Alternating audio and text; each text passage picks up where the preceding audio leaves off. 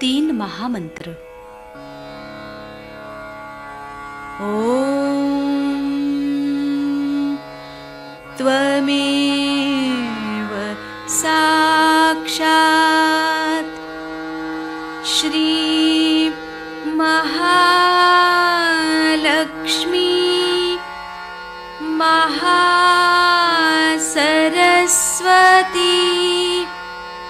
महाकाली त्रिगुणात्मिका कुंडलिनी साक्षात् श्री आदिशक्ति माताजी श्री निर्मला देव्यै नमो नमः। ॐ त्वमेव साक्षात् श्री कल्की साक्षात् श्री आदिशक्ति माताजी श्री निर्मला देव्यै नमो नमः। ॐ त्वमेव साक्षात्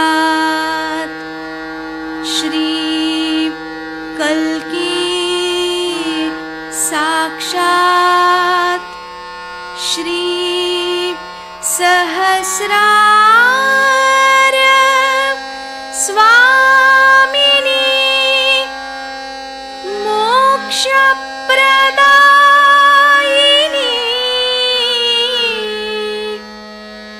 माताजी श्री निर्मला देव्यै नमो नमः। श्री गणेश मंत्र। ओम त्वमेव साक्षात् श्री गणेश साक्षात् श्री आदिशक्ति माताजी श्री निर्मला देव्यै नमो नमः।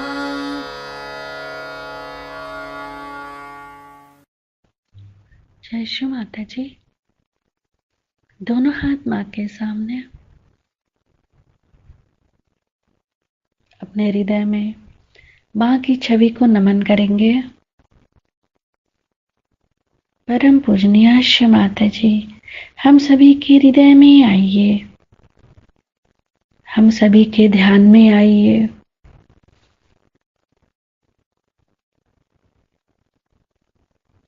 अपने आंखों में, अपने हृदय में माँ की छवि को स्थिर करेंगे।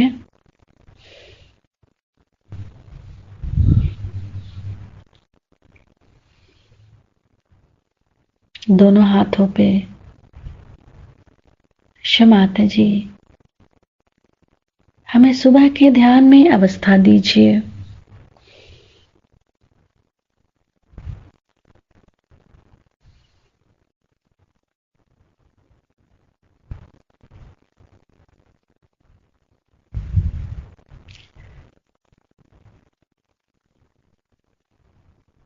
श्री माता जी, जिन्होंने हमें परेशान किया है या जिन्होंने हमें तकलीफ दी है, हम उन सबको क्षमा करते हैं। हमारे कारण यदि किसी को भी कष्ट पहुंचा हो, हम हृदय से क्षमा मांगते हैं।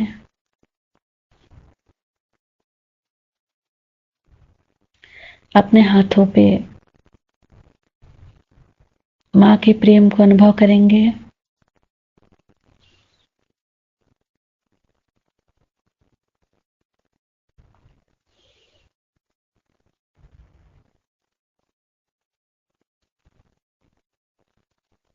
अपने तीनों नाड़ियों को देखेंगे बारी बारी।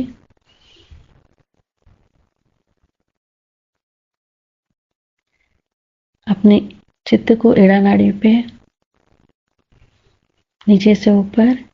माता जी, आप ही तो श्री महाकाली हैं, आपको कोटि कोटि नमन। केवल एड़ा नाड़ी को नीचे से ऊपर देखते रहेंगे।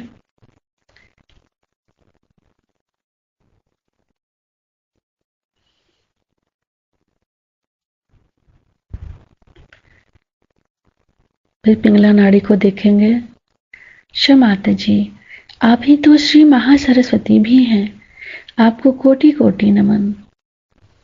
पिंगला नाड़ी को नीचे से ऊपर देखेंगे।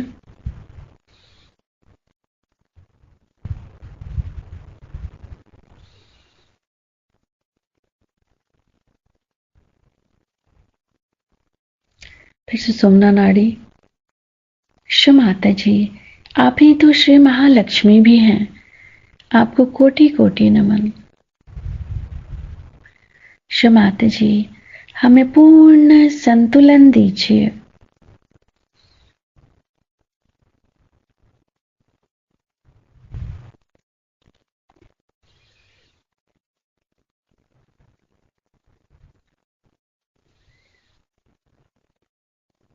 अपने चित्त को सेंटर स्वादिष्ठान।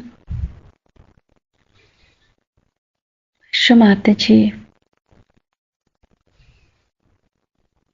आप ही तो श्री ब्रह्मदेव सरस्वती भी हैं, हमारे स्वादिष्ठान में जागृत हो जाइए। सेंटर स्वादिष्ठान पे चित्त रखते हुए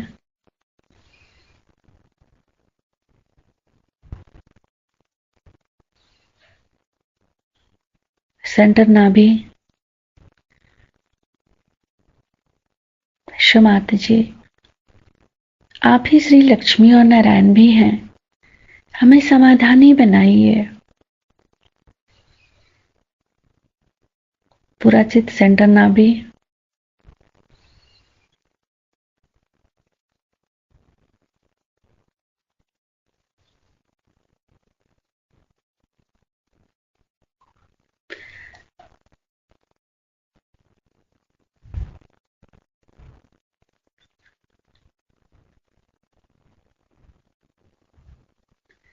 अपने राइट नाभि पे माँ के श्री चरण कमलों को फील करेंगे, देखेंगे वहां। माता जी, अपने श्री चरणों की शीतलता हमारे लीवर पे प्रदान कीजिए। थोड़ी देर के लिए अपने राइट नाभि पे माँ के श्री चरण कमलों को देखते रहेंगे।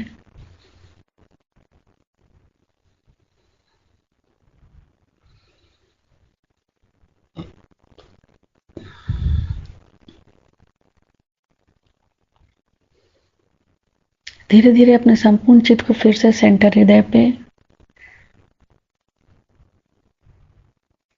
माता जी, आप ही तो श्री जगदम्बा हैं, हमारे हृदय में जागृत हो जाइए। माता जी, हमें सभी प्रकार के भयों से मुक्त कीजिए।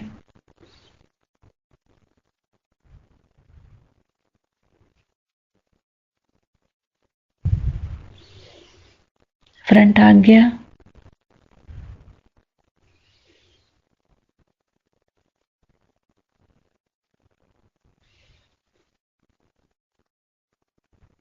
बैक आज्ञा। सिर के तालु भाग पर संपूर्ण चित्त।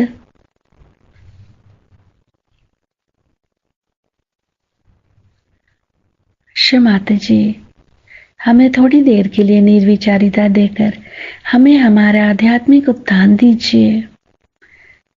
निर्विचारिता मंत्र ओम त्वमेव साक्षात् श्री निर्विचारिता साक्षात् श्री आदि शक्ति माता जी श्री निर्मला देव्यै नमो नमः। इसका मतलब और 68 गुरु उनको जोड़ने पड़ेंगे भैया, तब जाके तुम पार हो गए। क्योंकि बाकी का कौन खाएगा, उसकी दुकान का है। क्योंकि इन्होंने तो अपना माल खा लिया और किसी के पास रिकमेंड तो नहीं कर। जैसे डॉक्टर लोग होते हैं ना, किसी के पास आप जाइए कि साहब मेरी आंख खराब हो कर, अच्छा पहले दांत एग्जामिन कर। फिर वो सारे वहां दांत निकाल दिए आपने, फिर उन्होंने कहा कि तुम्हारी आंख एग्जामिन कराओ, आंख फोड़ा, सब कर लिया, बाद में पता हुआ कि आपके कुछ हुआ नहीं। उसी तरह का इन लोगों का ये सब की आपस में साझेदारी है। उन्होंने कहा कि सारा इतना ही लेता हूँ, बाकी नहीं लेता हूँ, बाकी उस गुरु के पास जाए।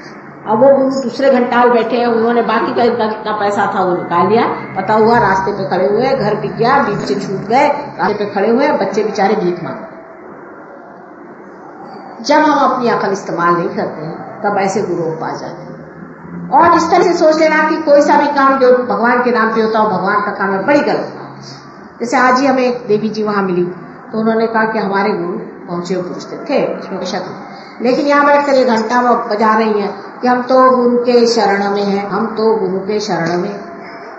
तो मैंने कहा फिर तो कल आप तो मैं पार हो गया। तो अच्छा, अपना ही सर्टिफिकेट, अपना ही सब कुछ, कैसे पार हो गए बेटा? तो तो गुरु के शरण में चली गई तो मैं पार हो गई।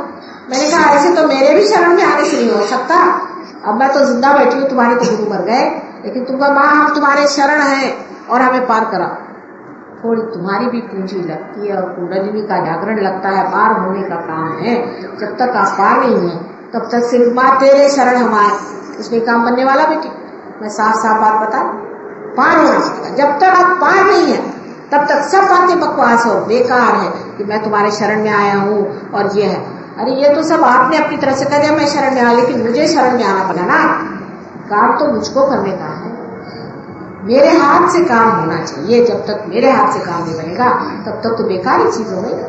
और ये सारा मैं बता देती हूँ कि जो पार नहीं है वो पार नहीं है, जो पार है उसको पार है।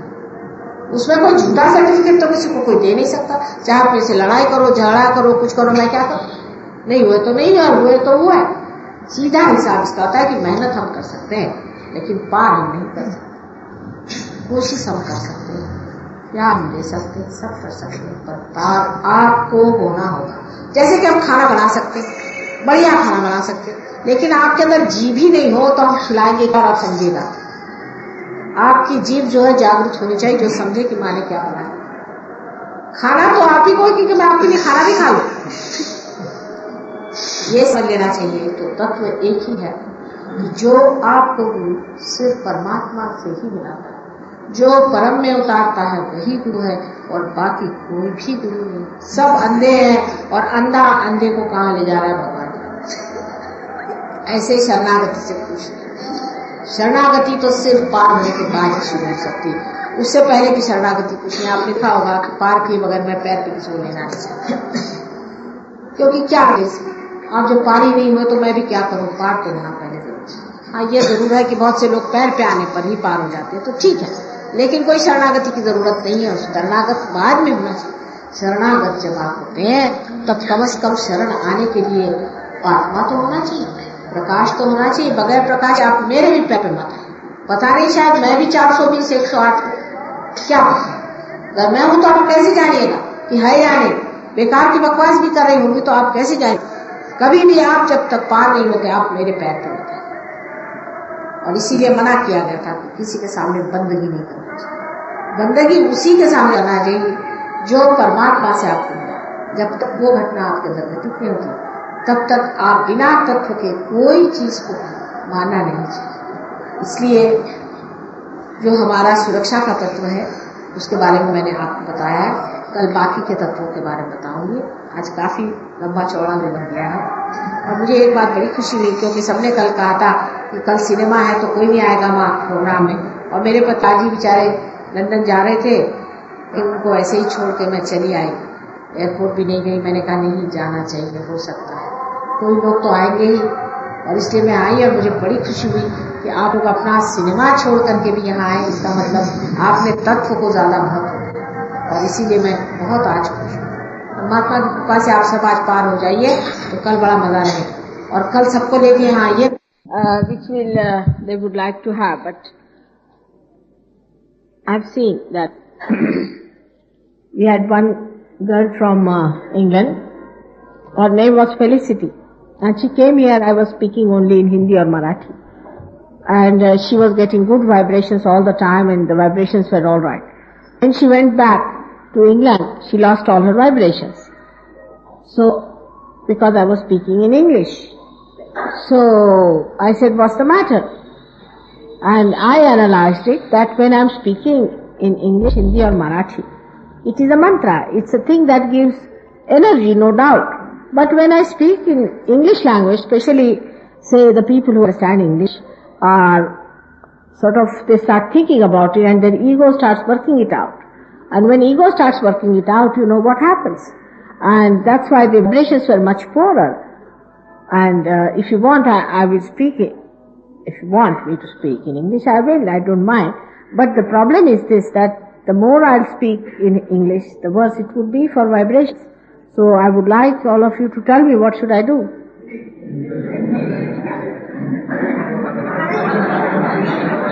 Because Indians don't go into thought processes, you see. When I speak in Hindi, they don't go into thought processes so much. If one or two might go, but it's not a common thing. But Western people always must put everything into thought process. The machinery, you see, already working it out. So, if you allow me, it would be better if I speak in Hindi today. Is it all right? And just try to hear it from your Sahasrara.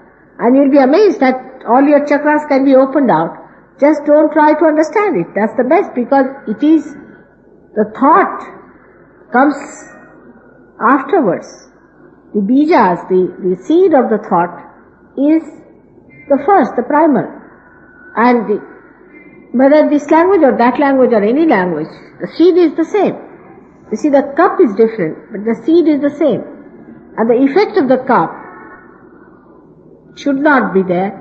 It is the effect of the content of the cup, which is important. And once you just try the content, you should not bother about it. So what you should care for is the content and not the glass or the cup in which it is being delivered. And for the people who are more worried about the cup always, it is better that they don't know the cup. They better have it, the content. It will help you. You will see that. You just think from that angle. Actually, this is a very common thing. And Christine, who was also from London, she never felt such force in England. But when she came to India, and when she was moving about with me, and I was mostly speaking in Hindi or Marathi, and she's in another world now, and she's very good. So I think it also keeps your ego a little bit down. See, ego is too much in English-speaking countries, that you know very well. The English language itself is very ego-oriented, I think, and it keeps your ego down. Like the other day we were coming by plane, and one of the air hostess, she just announced that those who are going further to Nepal, please consult the people down. She had to say down below. She missed the below point. And everybody started laughing at her and making fun of her as if she was the greatest fool ever born. You see? But now this air hostess must be knowing at least 3 or 4 languages, plus languages of this country. While the people who are supposed to be English speaking only know English, nothing more. And the French think knowing of their own language, so they don't know any other language but French. So it is important to understand that when we have an ego-oriented personality, it is better not to listen to words, but better to have the contents without the words there. It's a better idea. It will work out better. So again, I hope by my speech I have not again given a push to your egos by any chance. Try to keep it down. And see that this ego business, which is our enemy, absolutely it is our enemy, that we have acquired through our different systems, we know that.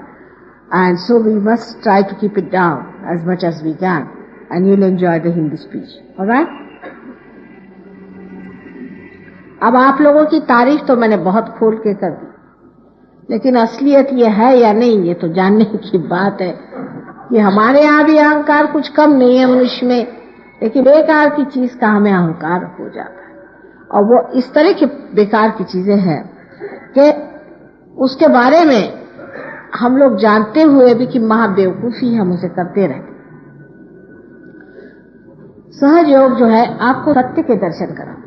सत्य जो है, था और रहेगा, उसके मामले में कोई आप कॉम्प्रोमाइज नहीं कर सकते कि आप कहें कि चलिए माँ ऐसा ही क्यों नहीं कह देते आप जिससे काम बन जाए, इस तरह से बोल दीजिए अच्छा रहेगा, उस तरह से कह दीजिए तो अच्छा रहेगा। ऐसी कोई बात सत्य में नहीं। जो है सो है, वो इसी तरह से रहेगी। और अगर आप सत्य नहीं मानना चाहेंगे तो उसका आपको भोग उठाना पड़ेगा। माने ये नहीं कि सत्य आपको हानि देता है, लेकिन सत्य को अगर आप छोड़ दे तो आप असत्य पे उतर आए, और जब असत्य पे उतर आए तो असत्य तो हानिकारक है, वो आपको तकलीफ देगा। ऐसा भी हुआ है कि बहुत से लोग सहयोग में आए, बहुत कुछ ऊंचे उठ गए, बड़ा उन्हें लाभ हुआ, बहुत कुछ पा लिया, बहुतों को पार किया, उसके बाद उन्होंने सहयोग छोड़ दिया। उसके बाद आपने साल बाद आए कि माँ मुझे तो बीमारी हो गई, अब मैं क्या करूं। ऐसे भी बहुत से लोग होते। तो कहले अब देखो सहयोग ने हमें सजा दे दी। सहयोग ने आपको सजा नहीं दी, लेकिन अगर आप किसी की छत्र छाया में बैठे हैं और उसे छोड़कर आप बाहर जाएं और आप पर अगर बरसात आ जाए तो क्या आप कहिएगा कि इस छत्र छाया ने आपको तकलीफ दे दी? आपने अपनी छत्र छाया मिटा दी और आप बाहर चले गए। पर सहयोग में रहने से ये जो छत्र छाया है ये आप पे अगर छाई हुई है तो ये वास्तव में आपके ऊपर उपकार है कि आपका उस छत्र छाया पे उपकार है? ये तो उस छत्र छाया का उपकार है, परम उपकार है कि उसने आपको पाया और अपने अंतर्गत रखा और आपकी छोटी छोटी बात का भी ख्याल रखा। सहयोग में जो बहुत सी बातें मिलती हैं, उसमें से जैसे मैंने आपसे बताया था कि लक्ष्मी का भी प्रसाद आपको मिलता है, और लक्ष्मी जी का प्रसाद होता है वो भी मैंने आपसे बताया कि नाभि चक्र श्री लक्ष्मी विराजती है, उनकी शक्ति विराजती है। और लक्ष्मी जी कैसी है इसका भी वर्णन मैंने आपसे बताया। लक्ष्मी जी जो है उसमें और पैसे वाले में महद अंतर होता है। लक्ष्मी जी कमल पर खड़ी हैं, उनके हाथ में कमल है और एक हाथ देने वाला, एक हाथ आश्रय है। कमल पे जो खड़ी होगी उस लक्ष्मी जी देखने में तो काफी भरी भक्कम दिखाई देती है।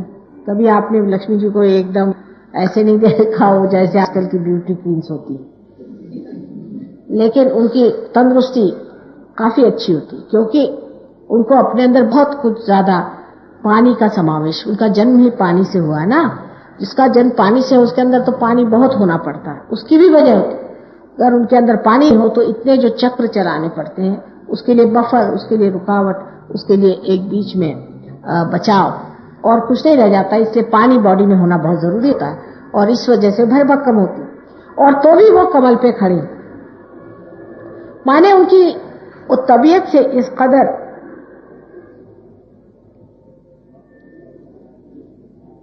शब्द नहीं हिंदी में, पर जिसे कहना चाहिए कि इस कदर वो सजी हुई है, या तबीयत से इस कदर वो सधी हुई है कि पूरा बैलेंस करके भी, और उनका कोई वजन ही नहीं वो डालती कमल पे, कोई उनका वजन नहीं डालती, यानी अपना बोझा वो किसी पे नहीं डालती।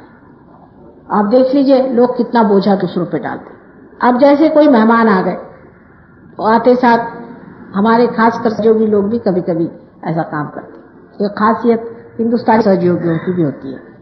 जैसे कि आप कहीं से आए, अब दिल्ली में आ गए कोई सहयोगी, तो वो पहले कहेंगे कि साहब यहाँ कुछ आराम नहीं हमें मिल रहा, और यहाँ पे हमें खाने को ठीक नहीं मिल रहा है, यहाँ पे ये इंतजाम ठीक नहीं है, वो इंतजाम ठीक नहीं है। जैसे अपने घर में तो ये लोग बिल्कुल आलीशान बगीचों पे ही रहते हैं, यहाँ आते ही साथ सबको पता हो जाता है कि साहब यहाँ ये चीज ठीक नहीं है, यहाँ फलानी चीज अच्छी नहीं है। कोई अगर बम्बई आया तो उनका भी यही है। मतलब आप एक कांटा बन के रहते, हर जगह आप फूल जैसे नहीं रहते, आप कांटे की तरह रहते। कि हर आदमी को आप चुपते रहते हैं, हर जगह हर एक को महसूस होना चाहिए कि आप आए हुए हैं, आप कोई विशेष चीज है, आपको कोई ना कोई विशेष चीज होनी चाहिए। इस तरह से हम लोग अपना जीवन जो है वो सोचते हैं कि हमने बड़ा अपना महत्वपूर्ण कर दिया, और जिस आदमी के ज्यादा रुपया होगा वो उतना ही ज्यादा नखरे करता है। जितना आदमी गरीब होगा अपने देश में उतने उसके नखरे कम होंगे, लेकिन जितना आदमी रईस हो जाएगा उतना उसके नखरे ज्यादा होंगे। और लक्ष्मी जी के कोई नखरे बिचारी के, वो तो कमल पे अपनी खड़ी हुई और पूरी समय खड़ी रहती, कभी ये भी नहीं कहती कि मैं थक गई भाई थोड़ी देर को लेटी जाओ।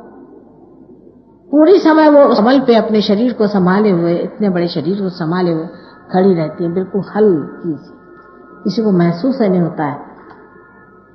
ये लक्ष्मीपति की निशानी। जिस आदमी में वास्तविक लक्ष्मी है उसका कहीं भी बोझा नहीं लगता है। ऐसा आदमी जहां भी रहता है उसका सुगंध, उसका सौरभ सब दूर फैलता है, लेकिन उसकी कोई भी चीज महसूस नहीं होती। कहीं भी वो आपको ये नहीं जताता है कि आप पैसे वाले हैं या आप नहीं हैं, या उसके पास ज्यादा पैसा है या आपके पास इस चीज की कमी है।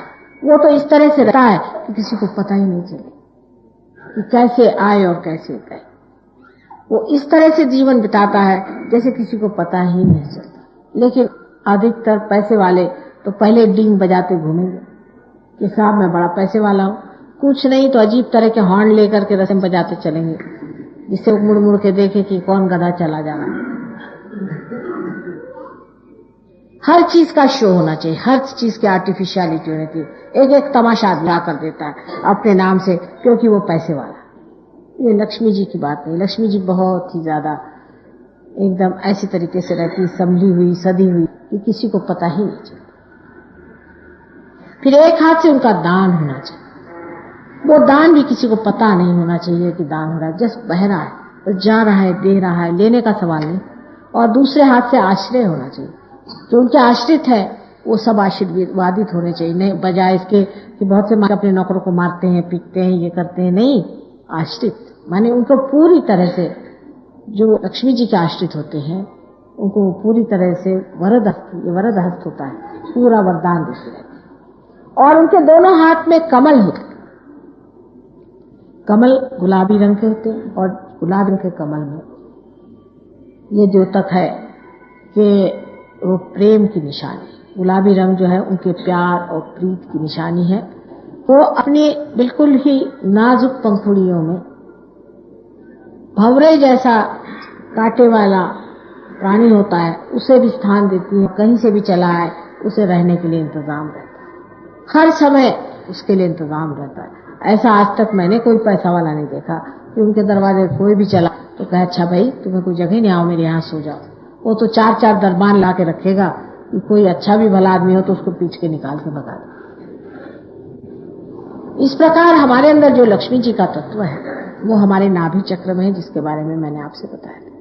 जैसा वो है वैसा ही है, उस तत्व को हम बदल नहीं सकते। बाहर का सब कुछ आप बदल दीजिए, लेकिन उसका तत्व जो है वो वही बना।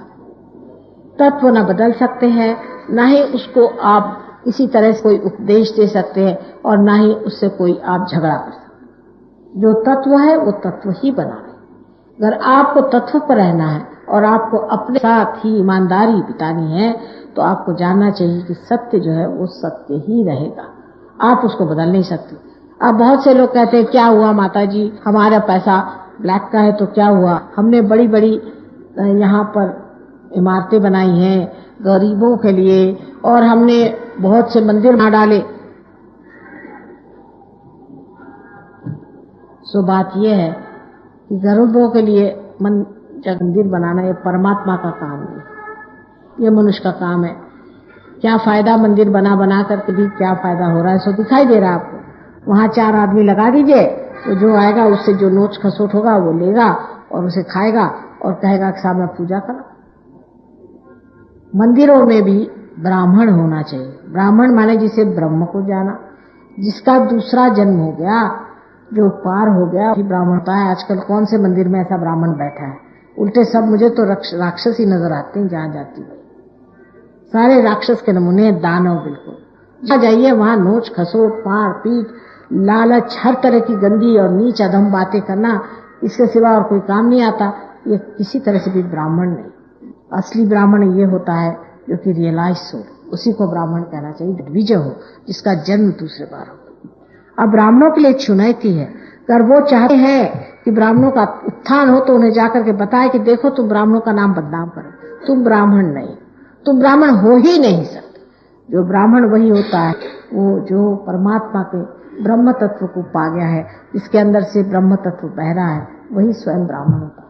और नहीं तो इस तरह से सारी जाति का बड़ा भारी उपमर्द हो जाएगा और सारी जाति ही बदनाम हो जाएगी। अब इस तत्व को जानने के लिए कि लक्ष्मी तत्व में हम क्या गलतियां करती हैं, मैं थोड़ा सा आपको समझा। लक्ष्मी तत्व जो है, इसके चारों तरफ धर्म का तत्व फैला हुआ है और युद्ध का तत्व 10 गुरुओं से हमें मिला हुआ है। 10 माने ये कि अभी तक ऐसा कहेंगे कि जो मुख्य 10 गुरु हो गए, लेकिन इसका ये मतलब नहीं है कि ये जो मुख्य 10 गुरु हो गए हैं यही हुआ और कोई हुआ नहीं। लेकिन हम मुख्य 10 गुरुओं को सहयोग में मानते हैं, जिनकी शुरुआत आप सोचें तो आदिनाथ से लेकर और उसके बाद सोक्रेटिस और लाओत्से, जनक राजा, नानक, मोहम्मद साहब, ऐसे अनेक 10 लोग जो हैं। उसके अलावा भी बहुत से लोग हैं जो कि हम मानते हैं कि अंशावतार हो चुके। जोरास्टर, ये लोग के सब एक ही गुरु तत्व के अवतरण, एक ही के।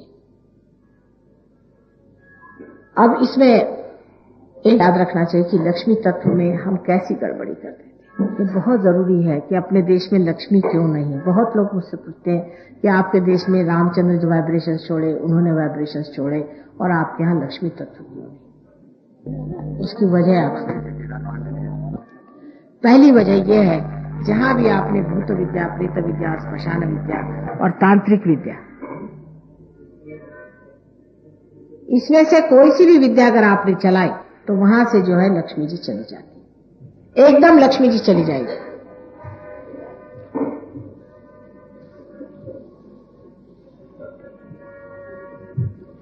आप अगर कोई सी भी विद्या चलाएं, तंत्र विद्या चलाएं, यानी कोई सी भी भूत विद्या, प्रेत विद्या, श्मशान विद्या आदि, ये कोई सी भी विद्या अगर आप चलाएं तो आपकी जो लक्ष्मी की शक्ति वो खत्म हो जाए। जैसे आपसे बताया, हमारे यहाँ एक साहब आते थे उनकी दुकान और उनकी दुकान बिल्कुल नहीं चलती थी। तो मैंने कहा अच्छा आप अपनी पत्नी को लेके आइए। जब उनकी वो पत्नी को लेके आए तो देखा कि साहब उनकी ग्रह लक्ष्मी जी जो थी वो बिल्कुल भूतनी बनी हुई थी, कि अंदर इतने गंदे विचार चल रहे थे। तो मैंने उनसे पूछा भाई तुम किसके पास जाती हो, कोई तांत्रिक के पास जाती? नहीं, कहले तांत्रिक तो नहीं, लेकिन हमारे गुरु है वो। मैंने कहा अच्छा तुम्हारे गुरु क्या करते हैं? और जब उन्होंने बताया कि वो हमसे क्या क्या करवाते, मैंने कहा बाबा रे बाबा ये तो पक्का तांत्रिक है। और इसीलिए औरत फंस गई। फिर वो निकाले पीपर पर के उन पे जो चढ़ाए थे वो, उसके बाद उस आदमी की इतनी उन्नति हो गई कि उसको खुद आश्चर्य होगा कि जो लोग भी हमारे दुकान पे नहीं आते थे वो लोग आने लगे और लक्ष्मी जी इस तरह से आने लगे। अब अपने देश में देखिए कहां कहां गरीबी है ज्यादा। केरला में बहुत ज्यादा गरीबी। मैं केरला में गई थी, मुझे बड़ा आश्चर्य हुआ कि केरला में लोग सारे मुर्दे जो है घर के पास ही गाड़ते, घर के साथ जहां मरते हैं वहीं गाड़ देते हैं। दूर जाने की जरूरत क्या है, वहीं गाड़ दिया, चलो काम खत्म। नहीं आवाज आ रही? हाँ अच्छा,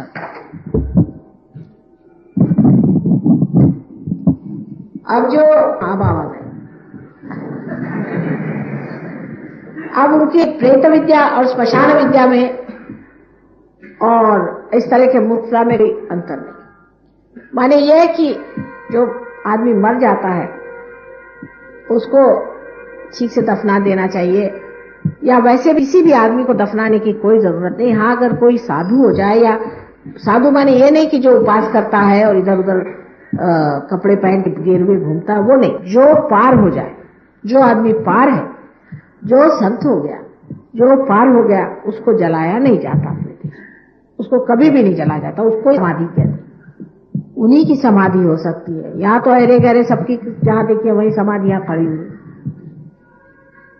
और जब कोई आदमी ऐसा मरता है जो पार नहीं है, तो उसको बेहतर है कि जला ही देना चाहिए, जिससे उसके अंदर की सारी बाधाएं निकल जाती है और वो सब तरह से एक बार फिर से जन्म लेता है, उसकी पूरी स्वच्छता हो जाती है।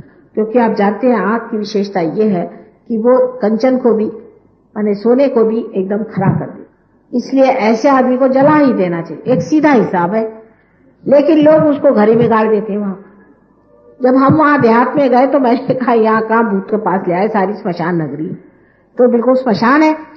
वो कहा कि कैसे? मैंने कहा यहाँ सारे तो मरदे गड़े दिखाई दे रहे मुझे। उनसे पूछा कल, हाँ यहाँ कम से कम 2 साल से यही चल रहा। मैंने कहा है क्या तुम लोग सब घर में ही गाड़ते हो? तो पता ये हुआ कि एक बार इन्होंने शंकराचार्य, आदि शंकराचार्य, वो भी शिष्य तत्व, बहुत बड़ी चीज है वो, उनको मना किया था कि आप अपनी माँ को जला नहीं सकते, माँ को आप जला नहीं सकते। तो उन्होंने केले के पत्तों से, केले के पेड़ से अपनी माँ को जला दिया।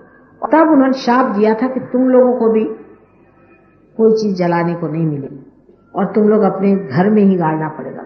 लेकिन वो शाप बड़ा महंगा गया, क्योंकि ये लोग वाकई घर में गाड़ने लगे हैं उस शाप की वजह से। और वहां पर इस कदर स्मशान भूमि है कि वहां गरीबी जाना मुश्किल है। हालांकि वहां जाकर के काफी हमने मेहनत करी इस बात को लेकर के और लोगों को समझाया कि भाई यहाँ मत गाड़ो, बाहर गाड़ा करो और यहाँ की गरीबी नहीं सकती। दूसरी चीज ये है कि जहां पर मनुष्य आलस्य की ओर मुड़ता है वहां गरीबी आ जाती। आलसी लोग, माने सबसे ज्यादा आलसी लोग इस देश में बंगाल में, उनसे आलसी आपको कहीं नहीं मिले। मैं पहले सोचती कि लखनऊ के लोग सबसे आलसी। जब मेरा ससुराल लखनऊ में है, मैंने देखा कि इनका सूरज ही 11 बजे उगता है, तो इनका क्या होने वाला। मैं 4 बजे उठने वाली, मैं महाराष्ट्र की हूँ। महाराष्ट्र में बेचारे पत्थर से खाना निकालते हैं, उनको सारा मेहनत पत्थर से करनी पड़ती है, तो वहां तो 4 बजे उठ करके बेचारे मेहनत करते हैं। यूपी के लोगों को मैंने देखा कि बहुत ही आलसी लोग हैं, महा आलसी। लेकिन जब मैं बंगाल गई तो मैंने कहा इनका सानी कहीं नहीं मिलेगा। अब लंदन गई तो लंदन में मैं सोचती हूँ कि सबसे महा आलसी इंग्लिश लोग, ये तो बड़े ही आलसी होते हैं। अब हिंदी में बोल रहे हैं तो बताने में कोई हर्ज नहीं।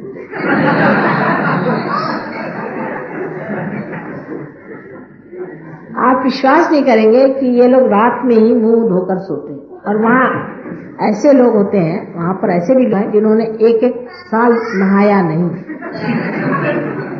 मुसलमान तो जुम्मे के जुम्मे नहा ही लेते हैं, ये उनसे भी बड़े 1-1 साल। और वहां पर सवेरे अगर आपने किसी को उठा दिया, 9-10 बजे के करीब अगर आपने किसी को उठा दिया, तो आपसे बढ़ के पापी, दुष्ट, राक्षस कोई, यानी इससे बढ़ के वहां कोई पाप ही नहीं है कि आप किसी आदमी को सवेरे जगा दीजिए। और 10 बजे मतलब 12 बजे से पहले उठना उनके लिए बड़ी मुश्किल चीज है। पर आप नौकरी में करते क्या, तो जैसे बिस्तर में सोते हैं वैसे उठे, उन्होंने अपनी वो चढ़ाई जीन और दफ्तर, वहां जाके बाथरूम जाना वगैरह सब वहां। नहाने की तो कोई मतलब ही नहीं है आपको, और ब्रश भी करने की जरूरत है, रात में कर लिया काम खत्म। और हिंदुस्तानियों का उल्टा हाल है कि वहां पर भी रोज सवेरे नहाएंगे और उसी ठंड में निकल जाएंगे और उसके बाद उनको कैंसर हो जाए। और अगर उनसे कहा भाई रात में नहाया करो और सवेरे ब्रश कर लिया करो, माता जी आप ऐसा कह रहे हैं। मैंने कहा हाँ भाई मैं तो ऐसा ही कह रही हूँ और ऐसा ही करूँ। तो कहले आपका क्या? मैं तो कहीं बाहर थोड़ी जाती हूँ, मैं तो घर में रहती हूँ, तो मुझे मेरी बात और है और मेरे कुछ थोड़ी होने वाला है। लेकिन तुम लोगों के लिए ठीक है कि जैसे ही यहाँ पर इतनी ठंडक है, या तो सवेरे उठ के 4 बजे नहा लिया करो और फिर ठंडे पानी से नहा लिया करो और उसके बाद तुम बाहर जाए। वैसे भी गर्म पानी से नहा कर बाहर जाना बहुत गलत चीज है, चाहे यहाँ हो चाहे कहीं। उसके बाद हमेशा ठंडे पानी से नहा लेना चाहिए। गर्म पानी से नहाने के बाद भी हमेशा ठंडे पानी से नहाते रहिए तो आपको जुकाम सर्दी कभी नहीं होती। अब एक ये छोटी सी बात है, लेकिन वो भी उन लोग करना बड़ा मुश्किल है, इतने आलसी होते हैं और हमेशा थके रहते हैं। अब ये जनाबे लोग यहाँ पर आए हुए, दिन भर पड़े रहेंगे, दिन भर सोते हैं और दिन भर खाते हैं, और अगर पूछे शाम को तो हम थक गए। क्या भाई किया क्या आपने? ये तो सो के थक जाते, तो जागने से इनका क्या हाल होगा, भगवान जाने। लेकिन अपने देश में आलस्य भी बड़ी कमाल की चीज, और आलस्य खोजने के तरीके, लेबर सेविंग डिवाइसेस जो है वो भी 25 बंगालियों से जाकर पूछे। बंगाली लोगों का ये हाल है कि अगर आपको 12 बजे तक कोई चीज खरीदनी है तो खरीद लीजिए, 12 बजे से 3 बजे तक सब दुकानें बंद, और आप दुकान बाहर ताला लगा हुआ है और अंदर से खर्राटे सुनाई देंगे आपको। और वो 5 बजे तक भी बहुत सी दुकानें नहीं खुलती, यानी 12 बजे से लेकर 5 बजे तक कोई दुकान नहीं खुलती। वहां काफी दुकानें ऐसी जो खुलती ही नहीं है, 12 बजे तक आप चाहे कुछ भी खरीद। और दूसरी बात यह है कि वो इतने आलस्य में लपटे हुए हैं कि वो इसलिए समझते ही नहीं है कि और भी कोई दुनिया है, क्योंकि जब आपके पास टाइम ही कम होगा तो आप दूसरों को क्या देखेंगे, आप दूसरों को क्या समझेंगे, क्या दूसरों से क्या सीख सकते हैं। उनको ये मालूम ही नहीं कि और भी कोई दुनिया है, उनके लिए बस हम सब कुछ हो गए। बंगाल जैसा महादेश जिसमें इतने महान काम हो गए हैं, देवी जी ने साक्षात वहां कितने कार्य करे हुए हैं, लेकिन आज तांत्रिकों के आहार में बिल्कुल तांत्रिक चारों तरफ से वहां छा गए, ऐसे छाए हुए हैं कि क्योंकि आलसी लोगों को और कोई धंधा नहीं, जाकर के अपने मुकद्दर पूछे, भाई जब कुछ करने का नहीं तो आप हाथ दिखाएंगे कि बताओ क्या है। इस तरह से वहां तांत्रिक बहुत इकट्ठे हो गए, जो बताते रहते हैं कि तुम्हारे फलाना होएगा, तुम्हारा बाप मर जाएगा तो तुमको बहुत पैसा मिलने वाला है, और तुम्हारे एक्सीडेंट हो जाएगा तो तुमको बहुत रुपया मिलने वाला है। तो ऐसी लोगों के वहां से, और इस वजह से ऐसी जगह में कभी भी रुपया पैसा नहीं आ सकता। लक्ष्मी हमेशा जो है मेहनत कमाई जाती। लक्ष्मी जी संसार में आई थी तब आपको मालूम है कि सुर और असुर सब ने मिल करके मेहनत की, तब जाकर के लक्ष्मी जी संसार में पधारी। तो जो लोग मेहनत नहीं करते हैं उनके लिए अगर लक्ष्मी आ जाए तो वो बेकार जाए।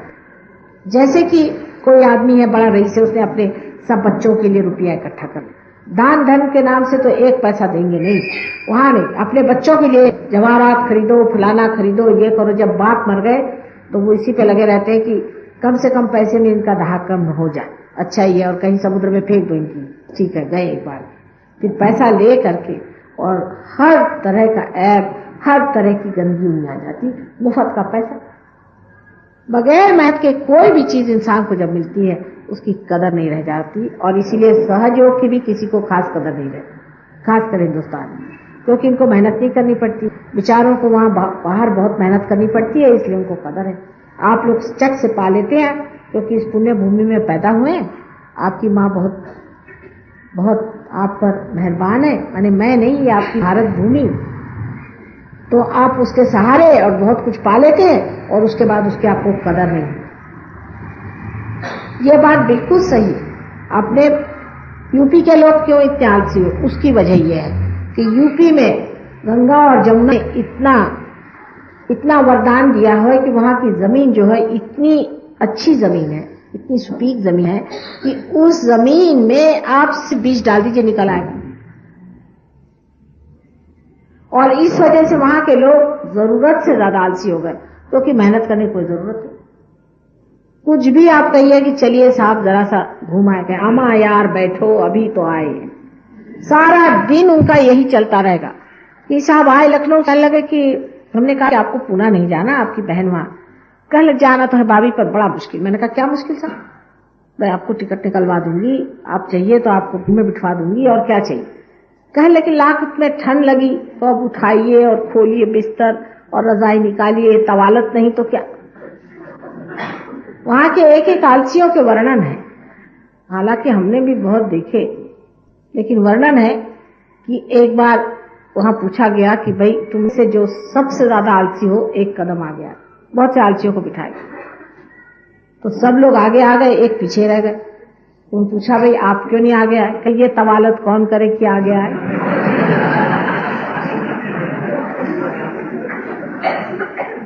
और इस आलस्य के वजह से ही ये जो घर का जो राजकारण है ये शुरू हो जाता है। इसलिए सबसे ज्यादा राजकारणी जो है ये यूपी वाले, इनसे बढ़ के और कोई राजकारणी नहीं। आप देख लीजिए मैं जो बात कह रही हूं सच है या नहीं। आप किसी भी यूपी वालों से जब बात करिए तो समझ लीजिए इसमें राजकारण जरूर चलेगा। हाँ, सहयोगी है दूसरी बात। अब वो राजकारण ऐसे चलेगा, इधर से उधर बात कह दी और आप बैठे रह गए।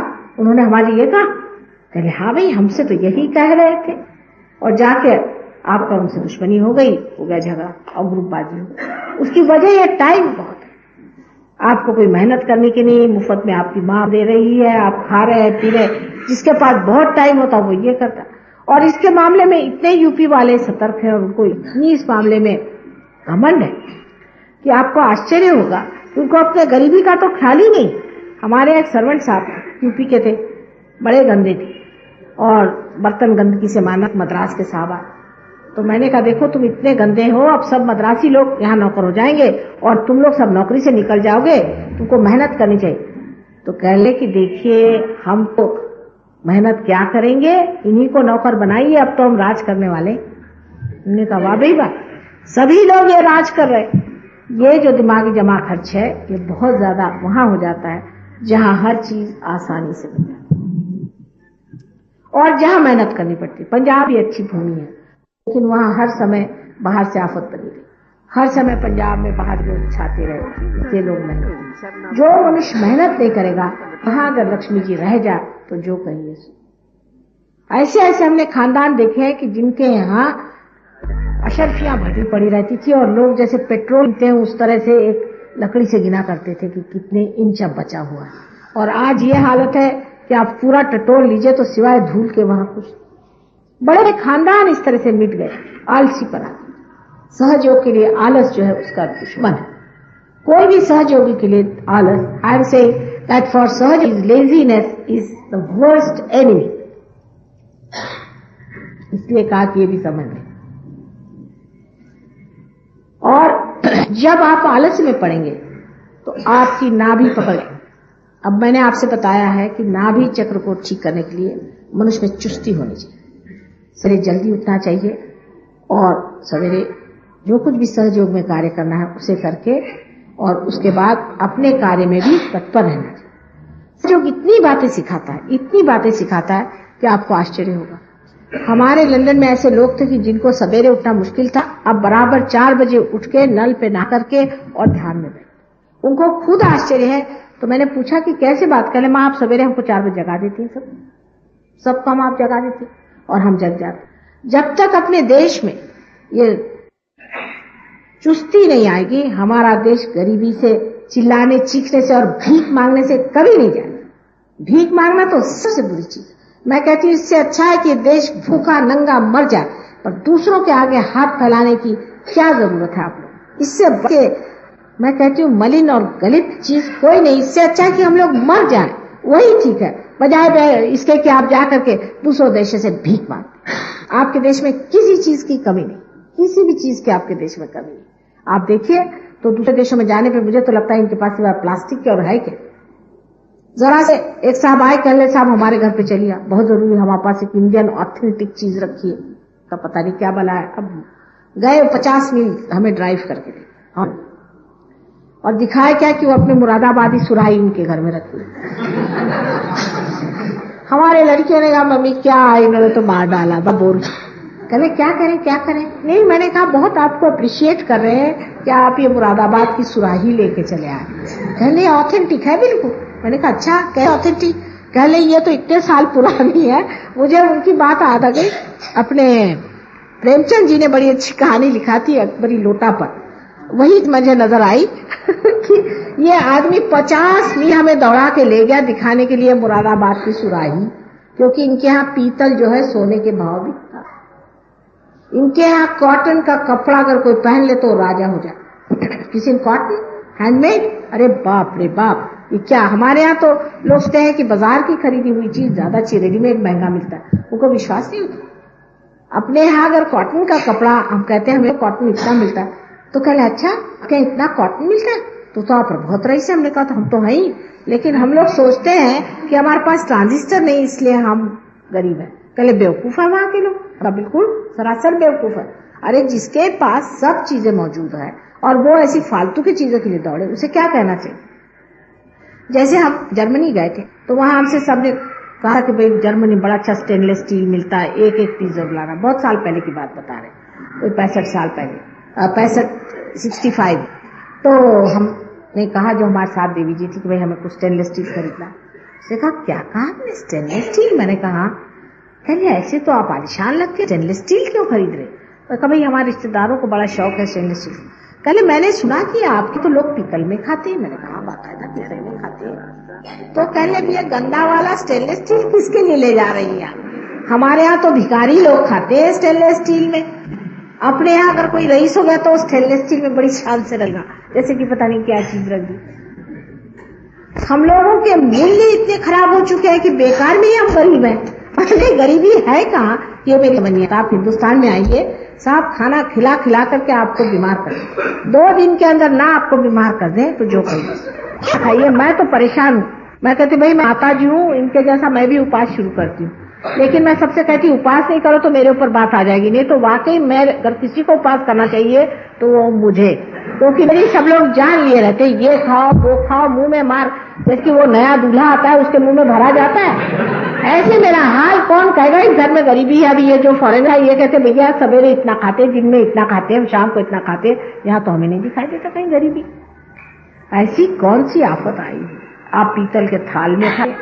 इन लोग कहते हैं कि ये अभी हम ले गए इनको दिखाने, तो कह ले भाई देखो घर जो है, आप जो भी आश्रम बनाना उसमें सीमेंट मत लगाना। इनके लिए सीमेंट जो है कचरा है, कचरे से भी बदतर। जो आदमी बिल्कुल लेबर क्लास होगा वो सीमेंट में रहता है। लकड़ी का घर आलीशान चीज है, और उससे भी अच्छा है कि घर कोई थैच प्रूफ जिसे कहते हैं ना, जिसे कहना चाहिए अपने यहाँ पुआल से जो छाया जाता है, वो सबसे अच्छा।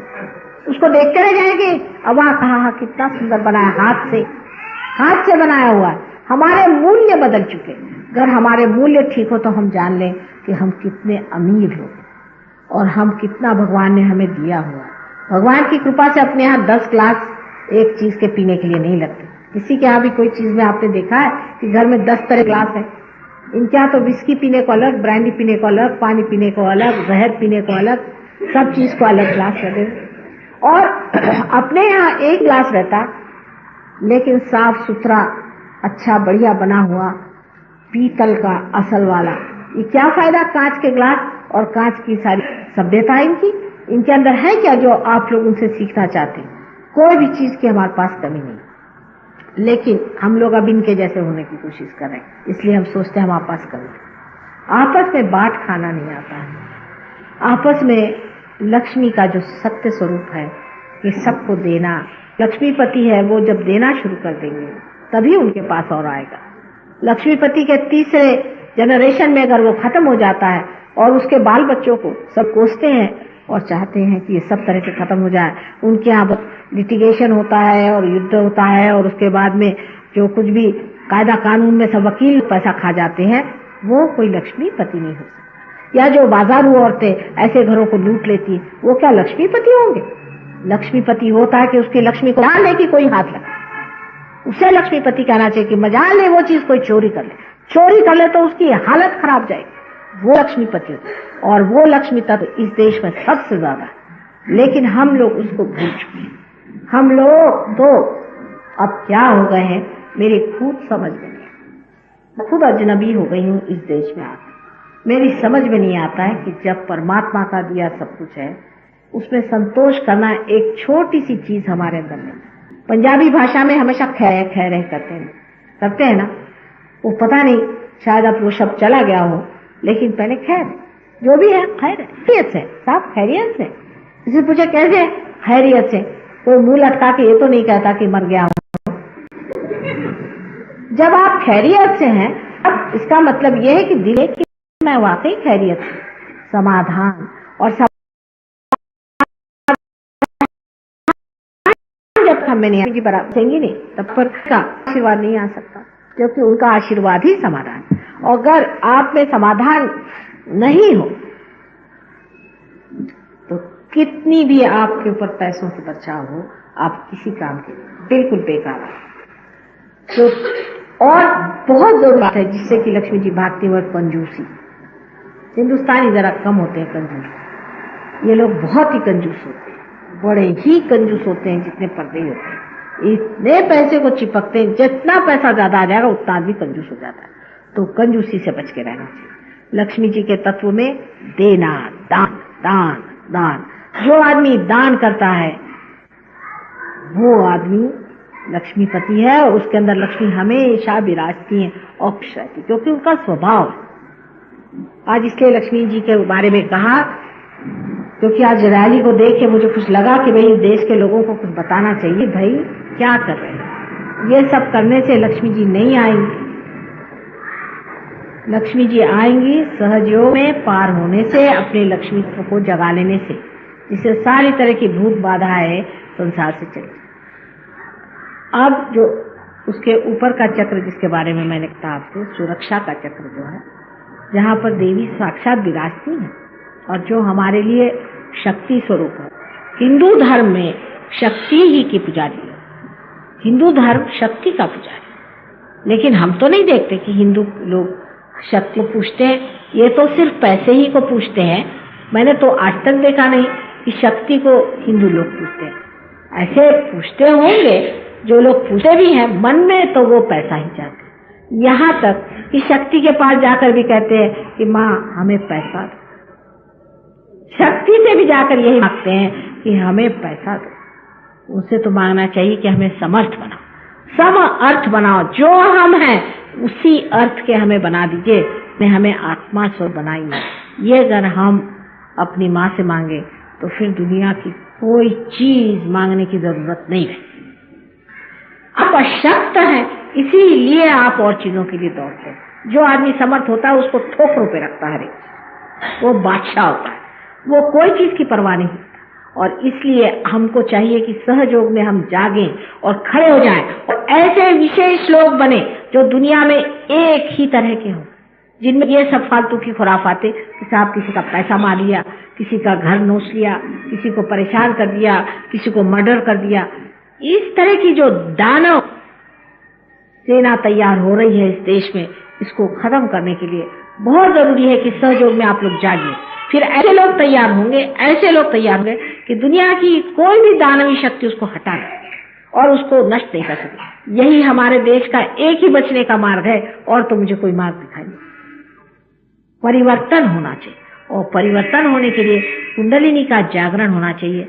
जब तक कुंडलिनी का जागरण नहीं होगा तब तक आप में परिवर्तन नहीं हो सकता। अब जो बहुत ही महत्वपूर्ण चक्र है जिसे विशुद्धि चक्र कहते हैं, वो आज सबका जरूरत से ज्यादा पकड़ा है, क्योंकि सब दूर बहुत धूल हो गई। और ये विशुद्धि चक्र पे श्री कृष्ण विराजमान है। ये श्री कृष्ण का स्थान है, ये पूर्णावतार है। इसलिए पूर्णावतार है कि इनके लिए संसार एक लीला, सब एक मजाक है। वो उस दशा में है जहाँ उनको कुछ भी बनावट करने की जरूरत नहीं है, कुछ भी कहने की जरूरत नहीं है, रोने धोने की जरूरत नहीं है, वो तो सब खेल कर रहे हैं। जब सहयोग में मनुष्य इस चक्र से ऊपर उठता है, उसमें भी ये शक्ति आ जाती है कि वो साक्षी होना शुरू हो जाता है।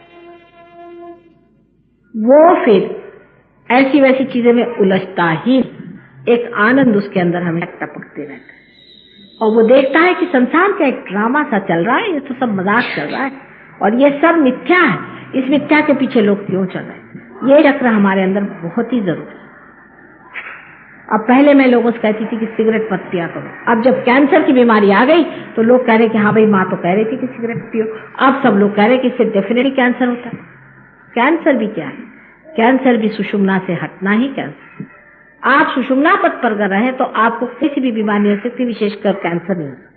पर अगर आप सुषुम्ना पथ से हट करके लेफ्ट को या राइट को किसी भी अतिशयता में चले जाएं तो आपको कैंसर हो सकता है। इसलिए बीचों बीच रहना है। सहयोग में आने के बाद हजारों लोगों ने सिगरेट पीना एकदम से छोड़ा। उसी तरह से उनका गुरु तत्व ठीक हो गया, उन्होंने शराब वगैरह एकदम छोड़ा। अब जो विशुद्धि चक्र है उसकी विशेषता ये है कि विशुद्धि चक्र जब हमने गर्दन उठाई और जब हम मनुष्य बन गए, तभी विशुद्धि चक्र पूरी तरह से प्रादुर्भावित हुआ है। उससे पहले इसका जो काम था वो पूरा नहीं हुआ था। और अब जो है 16 इसकी कलाएं हैं। श्री कृष्ण को 16 कला कहते हैं। और उसी तरह से 16 इसके सब प्लेक्सस होते हैं। जिसका विशुद्धि चक्र ठीक होगा उसका मुख सुंदर होगा। उससे पहले इसका जो काम था वो पूरा नहीं हुआ और अब जो है 16 इसकी कलाएं, श्री कृष्ण को 16 कला कहते हैं और उसी तरह से 16 इसके सब प्लेक्सस होते हैं। जिसका विशुद्धि चक्र ठीक होगा उसका मुख सुंदर होगा, तेजस्वी होगा, उसकी आंखें तेजस्वी होंगी, उसके नाक नक्श तेजस्वी होंगे और उसके अंदर एक तरह का बहुत ही ज्यादा डिटैच सा भाव हो जाए, जैसे कि ड्रामा देख। उस आदमी के मुख पे लगेगा कि एक ड्रामा चल रहा है, एक पल में वो नाराज होगा, दूसरे पल में हंसता रहेगा, बस उसकी अटखेलियां चलती रहेंगी। जिसका विशुद्धि चक्र खराब हो जाता है उसकी शक्ल खराब जाती है। पहली बार अजीब सा विद्रुप सी शक्ल हो जाती है, उसकी शक्ल में अजीब से भयानक सा शक्ल दिखाई देने लगता है, कभी डरावना था, कभी डरा हुआ था। अब हम लोग इससे ड्यूटी क्या क्या करते हैं ना लोग, उसके लिए धंधे कोई करने की जरूरत नहीं। आप अपना विशुद्धि चक्र ठीक कर लीजिए, आपकी शक्ल दुरुस्त हो जाएगी, बहुत शक्ल दुरुस्त हो जाएगी। और इसके अलावा जिसकी विशुद्धि चक्र की पकड़ हो जाती है उस आदमी का आवाज बहुत कर्कश या बिल्कुल धीमा या उसकी मधुरता वो खो पाएगा। तीसरी चीज यह है कि हमारे अंदर विशुद्धि चक्र की जो लेफ्ट साइड है, जिसे कि हम कह सकते हैं कि जो हमारे लेफ्ट साइड में विराजती है वो विष्णु माया है, माने श्री कृष्ण की बहन जो विष्णु माया थी। अब जब हमारे भाई बहन के रिश्ते खराब हो जाते हैं किसी भी माने में, तो ये चक्र खराब हो जाता है। जब भाई बहनों की कदर नहीं करता,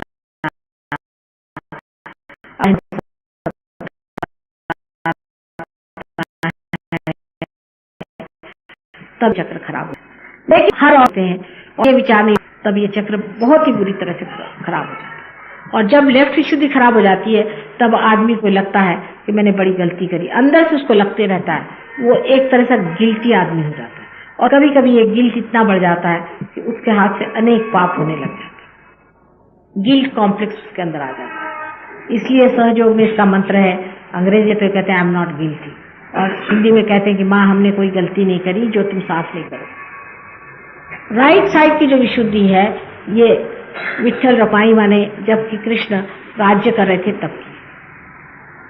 जब हम अपने राज्य में विराजते हैं, माने हमारा राज्य परमात्मा का राज्य हो, और जब परमात्मा के राज्य में हम विराजे हुए और तब भी हम भिखारी जैसे बक करते हैं और लोगों से रुपया मांगते हैं और पैसा मांगते हैं और उनकी चापलूसी करते हैं और उनके सामने अपनी ये पेशानी झुकाते हैं, तब राइट विशुद्धि पकड़ जाती है। जो आदमी अपनी पेशानी अपनी किसी गरज के लिए दूसरों के सामने झुकाता है या किसी भी नीच आदमी के सामने इसलिए झुकाता है कि उसी को वो गुरु और कुछ मानता है, उसकी राइट विशुद्धि पकड़ जाती है। और राइट विशुद्धि पकड़ने के नाते बहुत तरह के कॉम्प्लिकेशन होते हैं, विशेष करके कैंसर की बीमारी इसमें हो सकती है। इसलिए जो लोग चापलूसी में आकर के इसके पैर छू रहे, उसके पैर छू रहे, उसके ये कर रहे करते हैं, जान लें कि आखिर आपको परमात्मा के सिवा और किसी के सामने अपना सर नहीं झुकाना, और किसी के सामने सर झुकाने की जरूरत भी क्या है और दे भी क्या सकता है। बहुत से लोग हमें कहते हैं कि वो संत साल से उनके हमने झुका है, अधिकतर तो ढोंगी और भोंदू ही लोग हैं, नहीं तो 420 या दानव या राक्षसी हैं। अच्छा अगर ये नहीं हुए, समझ लीजिए एक साधु संत है वो भी पार है, समझ तो भी है तो इंसान, भगवान तो नहीं, अवतार तो नहीं है। जब तक कोई अवतार नहीं हो तो उसके सर झुकाने की क्या जरूरत है। तुम भी कल हो सकते हो पार और तुम भी कल संत हो सकते, लेकिन जो अवतार है उसके सामने सर झुकाना दूसरी बात है, तब सारे चक्र खुलते हैं। सिर्फ अवतार के सामने ही सर झुकाना चाहिए, वो दूसरी बात है कि अपने माँ बाप है उनके सामने सर झुकाओ, वो एक रोजमर्रा के एक व्यवहार है। उसकी बात दूसरी, माँ बाप के झुका लिए, शादी में गए तो सबके पैर छू लिए, बड़ों के पैर छू लिए, ये बात दूसरी की। एक बार वो कर लिया हो गया वो तो सम्मत, लेकिन हर बार जिसको देखिए कोई चले आ रहे हैं महाशय जी वो उधर से और कहा कि साहब ये तो मिनिस्टर साहब के यहाँ बिल्कुल उनके चमचे हैं, चले ये 4 चमचे उनके पीछे और पैर उनके। इस तरह की जिन लोगों की दुर्दशा होती है वो इस कदर दुख में पड़ जाते हैं और इतनी तकलीफें उठाते हैं कि मैं तो उन लोगों को ठीक करते करते तंगा क्योंकि मनुष्य को अपनी इज्जत और अपनी शान के साथ ये चक्र जो है आपको शान दी कि आपने सर ऊपर उठाया। ये नहीं कि इसको हर जगह आप झुकाते फिरिए और अपने को नीचे गिराते फिरिए। आप बहुत बड़ी चीज है। भगवान ने आपको एक अमीबा से इंसान बनाया और जब आप इस हालत पे आ गए तो आपको जरूरी है कि आप इसकी इज्जत करें, अपनी इज्जत करें और अपनी जो शान है उसको समझें। दूसरी बात यह है कि बहुत से लोगों को यह भी है कि दूसरों से डरते रहते हैं। ये भी जो चक्र है इससे भी लेफ्ट की शुद्धि पकड़ सकते। जब आप किसी आदमी से डर जाएं, वास्तविक में आप बेकारी में डरे, तब आपकी लेफ्ट की शुद्धि पकड़ सकती है। विशुद्धि चक्र बहुत महत्वपूर्ण है और विशुद्धि चक्र के पकड़ने से अनेक तरह की बीमारियां आती है। बस सबसे खराब बात यह होती है कि आप पार भी हो जाते तो भी आपको वाइब्रेशंस नहीं आते, आपको महसूस नहीं होता। आपकी जितनी नर्व्स है, हाथ की मर जाती तो हाथ पे महसूस नहीं रहा और लोग कहते हैं कि माँ हमको अंदर तो महसूस हो रहा है पर हाथ में नहीं महसूस होता और इसलिए उनको परेशानी होती है। सबसे जो बड़ी खराबी विशुद्धि ये है, अगर आपने गलत मंत्र कहे हैं, आपने अगर किसी भी ऐसे आदमी से मंत्र लिए हैं जो अनधिकार है, जिसने आपको झूठे मंत्र दिए हैं, इन सब से आपकी लेफ्ट की शुद्धि पकड़ ली। और इस लेफ्ट की शुद्धि का इलाज यही है कि उस मंत्र का जो है जागरूक करा लें। अगर कोई मंत्र जागरूक नहीं है तो उसको लिखना ही नहीं। और मंत्र जागरूक तभी होता है जब कोई रियलाइज सोल आपको मंत्र बताए और वो भी निदान करके बताए कि आपकी कहाँ तकलीफ है, कौन सी तकलीफ है, किस जगह में कौन सा मंत्र कहना है। अगर वो बराबर से आपको बता सके तो आप उस मंत्र को कहें तो आपको मंत्र सिद्धि हो सकती। सहयोग में आज ऐसे हजारों लोग हैं जिन्होंने मंत्र को सिद्ध कर, इतने मंत्र सिद्ध है उनके कि वो अगर अपनी जगह में भी बैठकर वो मंत्र कह दें तो उससे जो उनको काम करना है कर सकते हैं। मैंने बुरे काम तो सहयोग में कर ही नहीं सकता, लेकिन अच्छे मंत्र कर सकते। ऐसे ऐसे लोग पहुंच गए सहयोग में। दिल्ली में नहीं है इतना, दिल्ली में कुछ लोग बहुत पहुंचे लेकिन इतने ज्यादा लोग नहीं। और बाकी ऐसे मैंने बहुत से लोग देखे जिन्होंने मंत्रों को एकदम सिद्ध कर लिया और उस सिद्धता के लिए मंत्र पे मेहनत करनी पड़ती है, बैठ करके मंत्र करना पड़ते हैं, उस पर बोलना पड़ता है, अपने चक्रों पे ध्यान करना पड़ता है और उसकी सिद्धता हासिल करनी चाहिए। अगर किसी ने गणेश का मंत्र सिद्ध कर लिया है तो वो आदमी इतने कमाल कर सकता है जिसकी कोई हद नहीं। लेकिन अभी तक सहयोग में ऐसे बहुत थोड़े लोग हैं कि जो इस ओर ध्यान देते हैं और जिन्होंने भी ध्यान दिया। ऐसे मैंने बहुत से लोग देखे जिन्होंने मंत्र को इतने जल्दी सिद्ध कर लिया कि मुझे आश्चर्य होता है उनके एक ही मंत्र से कितना बड़ा कार्य हो जाता है। इसलिए मैं आपसे कहती हूँ कि अपने विशुद्धि चक्र को आप स्वच्छ रखें। विशुद्धि चक्र जो है ये विराट, कृष्ण विराट स्वरूप, अंत में कृष्ण विराट हो जाता है। सारा जो एवोल्यूशन है ये सिर्फ विष्णु शक्ति से होता है।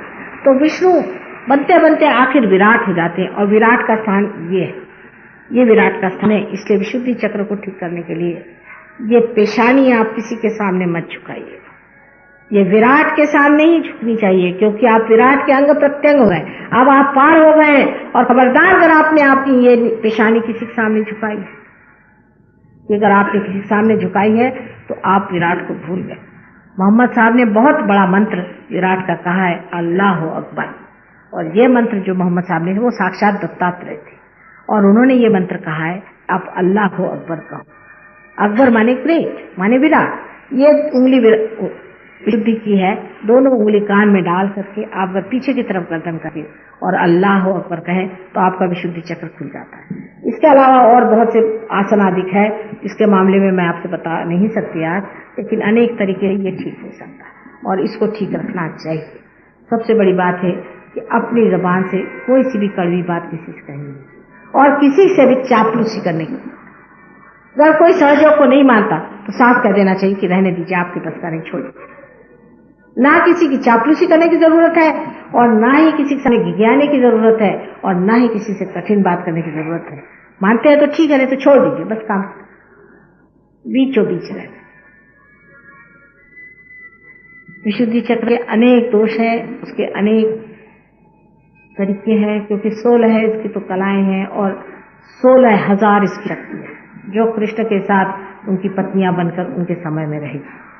ये कोई कृष्ण के ऊपर अगर कोई कहे कि वो इस तरह के आदि थे तो बड़ा आश्चर्य होता कि जो योगेश्वरों के योगेश्वर, उनके प्रति उनको समझने के लिए आपको बहुत कुछ अभी सीखना पड़ेगा। वो स्वयं साक्षात योगेश्वर थे। ये उनकी 16,000 शक्तियां थी जिनको उन्होंने जन्म दिया था इस संसार में, और फिर उनको ही उन्होंने कैद करवाया और उनसे फिर उन्होंने विवाह किया, क्योंकि उनके पास सहयोगी तो थे नहीं। तो उन्होंने सोचा कि ठीक है, मैं अपनी शक्तियों को ही साकार स्वरूप में संसार में देता हूँ। और उन्होंने जो सबसे बड़ा कार्य किया है कि उन्होंने सहयोग की कृषि की। उन्होंने इसे पूरी तरह से बीज को फैलाया। और ईसा मसीह ने बाद में आज्ञा चक्र में आकर कहा कि कुछ बीज इधर पड़ गए, कुछ बीज उधर पड़ गए, कोई बीज उधर पड़ गए। जब ईसा मसीह अपने बाप की बात करते हैं तो वो दूसरा तीसरा कोई नहीं है, वो कृष्ण ही है। कृष्ण ही उनके पिता। जब भी ईसा मसीह की उंगलियां देखे तो ये 2 उंगलियां, ये उंगली विष्णु की है और ये कृष्ण की उंगली है। हमेशा उन्होंने अपने बाप की बात की। इसके लिए आप कर पढ़ते हो तो देवी भागवत पढ़े, जिसमें महाविष्णु का वर्णन है जो राधा जी का पुत्र बनाया हुआ था, और बिल्कुल वही चीज ईसा मसीह। उनके 2 हिस्से थे, एक हिस्सा श्री गणेश और एक हिस्सा। आगे चल करके एकादश रुद्र में यही जो बड़ी भारी शक्ति है, ये ओम की शक्ति है, इसीलिए वो मरे नहीं, उनका रिजरेक्शन हो गया। ये साक्षात प्रणव था जो कि संसार में आया और इस संसार से उठ के चला। यह साक्षात गणेश था जो इस संसार में आया और इसीलिए उसको कोई चीज मार नहीं सकी। ये एक ही अवतार ऐसा परमात्मा ने भेजा था कि जो साक्षात सिर्फ प्रणव मात्र था। इनका क्रूस पे चढ़ाना जो है वो इसलिए हुआ था कि आज्ञा चक्र को उन्हें खोलना पड़ा। आज्ञा चक्र को जब मनुष्य ने अपनी बेवकूफी से उनको क्रॉस पे चढ़ा दिया तो मानो जैसे कि उन्होंने सबके लिए अपने को उस आज्ञा चक्र से निकाली, और उनका जो संदेश है वो क्रॉस नहीं है, उनका संदेश जो है उनका पुनरुत्थान। उन्होंने उसमें से पुनरुत्थान करके दिखाया, उन्होंने मर करके जी कर दिखाया। और वही सहयोग है कि जिसमें आप भी, सभी कंसेप्शन जो है इमैक्युलेट है, यानी आप भी जो माँ के हृदय गर्भ में आप आते हैं और वहां से माँ आपको ब्रह्मरंध्र से पैदा करती है। आप पहले हैं वो मर जाते हैं और एक नए हो जाते हैं। ईसा मसीह सबसे पहले इन्होंने ये करके दिखाया। वो सबसे बड़ा बेटा माँ का था और वो आपका सबसे बड़ा भाई था, इसने ये सबसे पहले इतना बड़ा काम करके दिखाया और आज उसी बूते पर आप लोग भी कर रहे हैं। जो भी इनकारनेशन आते हैं वो अगुवाई करते हैं, एक स्टेप फॉरवर्ड जो होता है वो अगुवाई करते हैं, और उन्होंने ये बड़ा भारी महान कार्य करा। और आज्ञा चक्र पे जो आदमी पार हो गया है वो जानता है कि हमारा मंत्र पे सहयोग में लॉर्ड्स प्रेयर है। लॉर्ड्स प्रेयर से आज्ञा चक्र एकदम छूट जाता है, क्योंकि उसने कहा है जैसे हम अपने अपराधों की क्षमा करते हैं, अपराध जिन्होंने हमारे खिलाफ किए उनकी क्षमा करते हैं, उसी प्रकार हे प्रभु तुम हमारे अपराधों की क्षमा करो। यही मंत्र आज्ञा चक्र का है। आपको आश्चर्य हुआ और बहुत बार मैं आपसे कहती कि माफ कर दो, माफ कर दो, माफ कर दो, क्योंकि आपका आज्ञा पकड़ा है। अहंकार और प्रत्यहंकार दोनों के बीच इनका स्थान है, जहां पर कि पिट्यूटरी और पीनियल बॉडी इन दोनों को संभालती, उसके बीचों बीच एक बड़ा सूक्ष्म स्थान आज्ञा का है। और ये दोनों इस काम करते हैं और दोनों को ये संभालते चलन वलन करते। शुरुआत तो दोनों की विशुद्धि चक्र से होती है, पर इनका चलन वलन और संभालना और स्टीयरिंग जो है वो आज्ञा चक्र से होता है, जिस पर साक्षात महागणेश और महाभैरव बैठे हुए हैं। और जो सामने की तरफ यहाँ आज्ञा चक्र पे ये जो यहाँ पर ये ईसा मसीह का स्थान है। ईसा मसीह महाविष्णु है और उनके लिए कृष्ण ने कहा था कि मुझे जो जो चीज संसार में लोग अर्पण करेंगे उसमें से 16वां हिस्सा तुम्हारा रहेगा और तुम सारे संसार का आधार बन के आओगे और मेरे से भी ऊपर तुम्हारा स्थान रहेगा। हालांकि श्री कृष्ण का स्थान ये है विराट का, लेकिन यहाँ पर बीच में आज्ञा चक्र में दोनों जगह देखिए कि इस और इसके बीच में उन्होंने अपने बेटे को बिठाया। और राधा जी जो थी वही मेरी है, वही संसार में मेरी के रूप में आई थी और उन्होंने इस बेटे को लाया था। ये सारा खेल और नाटक इसलिए किया गया कि मनुष्य की मूर्खता वो समझ ले कि अपने अहंकार में, अपने ईगो में उन्होंने ईसा मसीह जैसे आदमी को, जो कि साक्षात ब्रह्म स्वरूप थे, उनको तक पहचाना। लेकिन अब ऐसा नहीं। ईसा मसीह ने कहा है कि मेरे खिलाफ चाहे आपने कुछ भी कहा हो, उसकी मैं माफी कर दूं, और मेरे साथ आपने कोई भी ज्यादती की है उसकी मैं माफी कर दूं। लेकिन अगर होली घोस्ट माने आदि शक्ति के खिलाफ अगर किसी ने जरा सा भी कदम उठाया तो उसको मैं देख लूं। साफ साफ शब्दों में कहा, उसका पनिशमेंट जो है वो बहुत गहरा होगा। साफ साफ उन्होंने इन शब्दों में कह दिया है। अगर आप बाइबल पढ़े तो आप देख लें, इसका मतलब उन्होंने कह दिया कि होली घोस्ट संसार में आने वाले, और होली घोस्ट से ठंडी हवा आएगी, कूल ब्रीज आएगा, ये भी बाइबल में लिखा है। इसलिए ईसाई लोग मुझे जरा, मतलब हिंदुस्तान के नहीं लेकिन बाहर के, बहुत जल्दी मान जाते हैं क्योंकि ये पहचान है होली घोस्ट की, ये आदिशक्ति की पहचान, और किसी से भी ऐसी ठंडी हवा नहीं आती है जैसे कि होली घोस्ट से आती है, ये उसमें लिखा हुआ है। लेकिन सबसे तो आश्चर्य है, वहां एक विलियम ब्लेक नाम का आदमी, जो कि एक बहुत बड़ा कवि 100 साल पहले हो चुका है, उसने यहाँ तक लिख दिया है कि हमारा आश्रम कहाँ रहेगा, लैम्बेथ वेल आश्रम रहेगा, जहाँ रूइंस में फाउंडेशन पड़ेंगे, जो सही बात है। और जहाँ मैं पहले लंदन में गई थी, जो जगह जहाँ मैं सरे हिल्स में रहती थी, वहां भी लिखा कि फर्स्ट बीकॉन्स विल बी लिट इन सरे हिल्स, और यहाँ तक लिखा है कि उनके जो प्यार के वाइब्रेशंस हैं वो सिन्यू जो है स्त्री के तरह हर जगह हर इस्तेमाल किया है। और इतनी बारीक चीज सहयोग की लिखी है। और सबसे बड़ी बात जो उन्होंने लिखी है वो ये कि सहयोग में लोग प्रॉफिट्स हो जाएंगे, माने प्रेषित होंगे, माने पार हो जाएंगे। जो भगवान के लोग हैं, मैन ऑफ गॉड, जो पार हो जाएंगे। और एक विशेष बात होगी कि ये लोग जो पार होंगे ये दूसरों को भी प्रॉफिट बनाएंगे। इसका सारा वर्णन उन्होंने दे दिया है। इसी तरह से बाइबल में भी जॉन के रेवलेशन में सहयोग के बारे में सब कुछ लिखा हुआ है। जो समझने वाले हैं उसे पार होने के बाद समझ सकते हैं। इस तरह की भविष्यवाणियां हर एक जगह हुई हैं। जो समझदार लोग हैं वो सब कुछ समझते हैं, लेकिन जो समझदार नहीं है उनके लिए काला अक्षर भैंस सामने क्या होता है, वैसी ही बात, उसी तरह की चीज है कि आदमी को समझ आने के लिए ही पार करना पड़ता है। जब तक आपके अंदर प्रकाश नहीं आया तो आप भी इस बात को नहीं समझ सकते। इसलिए पहले पार हो जाइए, तब आप समझेंगे और पूरी बात को आप जान लेंगे। पार हुए बगैर कोई भी बात करना व्यर्थ जाएगा। अच्छा, अब बहुत टाइम हो गया है, अब आप पार हो जाइए। हो ही गए सब लोग। आप please put your hands towards me. कौन से दिन होता है आपका सेंटर यहाँ? पंत जी, ऐसे पिचकी जहाँ की जैसे बिल्कुल बच गई हूँ, जैसे सर से इतने ऊपर कर, कपड़े से इतने बीच में, इस तरह से हुआ। और जैसे ही फिर उसमें चाबी चलाई तो गाड़ी फिर चल पड़ी। वो कहने लगे कि सब लोग हैरान कि इतने नीचे गड्ढे में जो लोग जाके सब गिरे हैं, और उसमें 3 पुष्ट के लोग थे, सब खत्म हो जाते, कोई भी नहीं। ऐसे अनेक एक्सीडेंट किए होंगे, लेकिन 2 लोग यहाँ पर संडे को नहीं आएंगे या मंडे को नहीं आएंगे, उनके लिए माता जी नहीं है। पहले आप जबरदस्ती करके आइए, उसके बाद आप आ ही जाइएगा। जबरदस्ती रोने पर भी नहीं रोके, क्योंकि बात यह है शुरू में जरा सी आपको अपनी था लेनी पड़ती। जब आप अपनी था पे जाते तो इतना मजा आता है कि और कोई बात ही नहीं अच्छी लगती। फिर तो आप जबरदस्ती ही यहाँ आया करेंगे। कोई कहेगा मंडे को नहीं तो आपको लगेगा अरे क्या खराबी हो गई, क्योंकि दुनिया ही और हो जाती। पर वो टाइम ऐसा होता है, उसके लिए थोड़ा अपने पे जबरदस्ती करनी पड़ती। वो कृपया अपने पे जबरदस्ती करें, सहयोग में आए, सबसे मिले, आशीर्वादित हों, आपस में बातचीत करें। ये सब आपके भाई बहन वास्तविक हैं और ये बताएंगे कि आपकी पकड़ कहाँ आ रही, इनकी पकड़ कहाँ आ रही, और ये सब आपको समझा दें। और अब आप प्रकाश हो गए, आपके अंदर लाइट आ गई, आप भी दूसरों को दें। अपने भाई बहन, अपने रिश्तेदार, उनको बुलाइए, सबको बुलाइए। हमारे एक सहयोगी हैं मिस्टर प्रधान, उनके लड़के का, बड़े लड़के का लड़का मर गया। वो भी बड़ी बुरी तरह से एक टांकी पर गिर के मरा। तो उनसे लोगों ने कहा कि भाई माता जी ने कुछ नहीं किया इस लड़के के लिए। तो उन्होंने कहा कि साहब माता जी ने मेरा ठेका लिया है, इसका बाप कभी माता जी के पास नहीं गया और उस लड़का कभी नहीं गया। हालांकि वो मेरा ग्रैंडसन है, मेरे लिए बहुत दुख की बात है, लेकिन माता जी की बात मत कहो।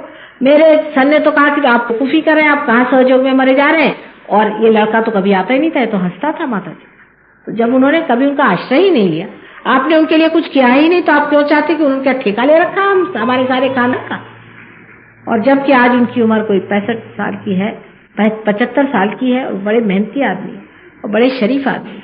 और उस सहज के लिए बहुत किया। लेकिन देखिए, आप अपने रिश्तेदार खाने पे बुलाते हैं, इस पे बुलाते हैं, उनको कहना सहजयोग की मेजबानी पर आई। थोड़े दिन को भोजन के लिए बुलाना पड़ेगा, लेकिन भोजन के सिवा आएंगे नहीं। भोजन के बाद भजन और भजन के बाद पार। कुछ न कुछ ऐसे तरीके लगा करके इनको पार करना पड़ता है। आसान नहीं है, हाथ में जल्दी नहीं आने वाले। जैसे मछली को पकड़ते हैं, ऐसे इन सहयोगियों को पकड़ना पड़ता है। इसलिए कोशिश करनी पड़ेगी। और तो भी बहुत से बेवकूफ छूट ही जाते हैं। इसलिए जो महाबेवकूफ है उनको छोड़ देना, उनको देखेंगे बाद में। लेकिन जो अक्लमंद है उनको समझाकर बुझाकर सहयोग में लिया। Raga Durga, please put your attention on heart. I think I don't have to say something about Raga Durga. The name is enough itself. Durga. Raga for the mother, which comes from your heart. Raga Durga.